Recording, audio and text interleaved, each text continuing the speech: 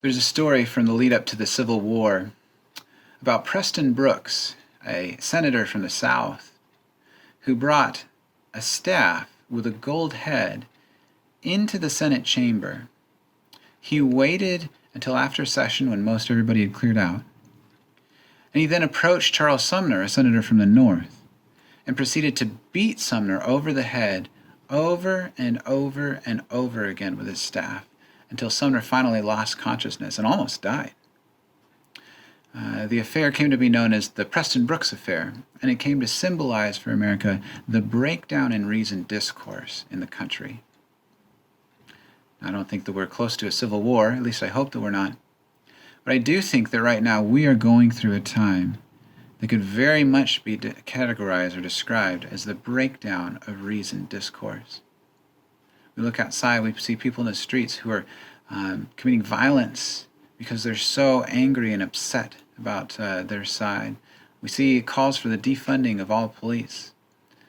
And on the other side, there are those who, like myself, have been very content with the status quo and haven't always been aware of the injustices and the struggles that people might face if they're a minority in America.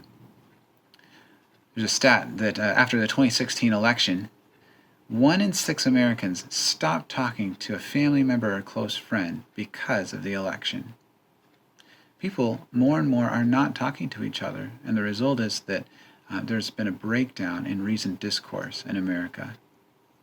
In Matthew 5:9, Jesus says, "Blessed are the peacemakers, for they shall be called sons of God."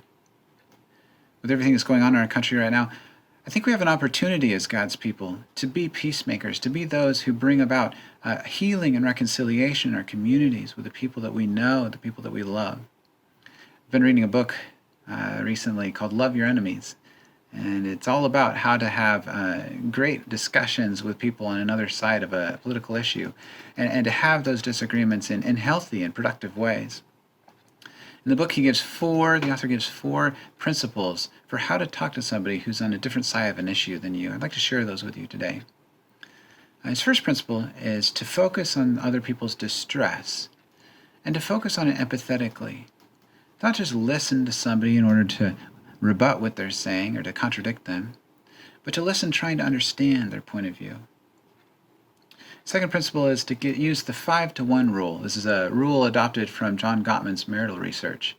That says you should give 5 compliments or 5 positive statements for every 1 criticism or for every 1 negative statement that you give to someone. The third principle is to realize that contempt is never justified, regardless of somebody's views. Their views might be worthy of contempt, but the person is never worthy of contempt because everybody's been created by God and has a right to respect and to love. The fourth principle is to go where people disagree with you and to talk to them, to learn from them. Maybe that means having a conversation with somebody who voted for someone else for president that you didn't vote for. Maybe it means talking to somebody who's a person of color and understands what it's like to live in America in a different situation than what you grew up in and what you've experienced. Whatever it looks like. My hope is that we as God's people would be people of peace, bringing healing to our communities in a really difficult time for our country. Thanks for letting me share. Bye.